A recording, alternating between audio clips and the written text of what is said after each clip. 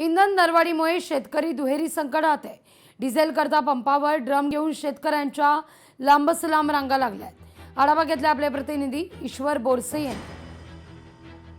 सलग तिसऱ्यांदा डिझेल पेट्रोलचे दर वाढल्याने सर्वसामान्य नागरिकांचा याचा मोठा फटका बसला आहे, तर शेतकरी दुहेरी संकटात सापडलाय। आपण एकंदरीत जर बघितलं तर शेतकऱ्यांची मशागतीची वेळ आहे आणि अशा वेळेतच त्यांना डिझेल उपलब्ध होत नसल्यामुळे बऱ्याच पेट्रोल पंपावर डिझेल उपलब्ध नसल्याचे बोर्ड या फलक या ठिकाणी पाहायला मिळत आहे।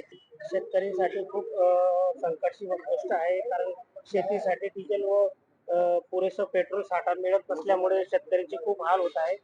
त्या अनुषंगाने थोडे सरकारने याकडे लक्ष देऊन पेट्रोल डिझेलचे भाव कमी करावे व साधारण शेतकऱ्यांसाठी उभं राहावं।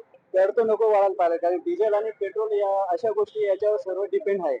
त्याच्यामुळे जर डिझेल पेट्रोल वाढलं तर इतर गोष्टींच्या वस्तूंच्या सुद्धा दर वाढतील, म्हणून एक फिक्स रेट ठेवायला पाहिजे, इतकं वाढायला नाही पाहिजे। एवढं 10-12 दिवसात एवढं रेट वाढून दिलं एक योग्य नाहीये। डिझेलचे दर वाढल्याने शेतकरी राजा पुन्हा संकटात आज आलेला आहे। ईश्वर बोरसे, लोकशाही मराठी, धुळे। लोकशाही मराठी ऐका, पहा, जागरूक रहा।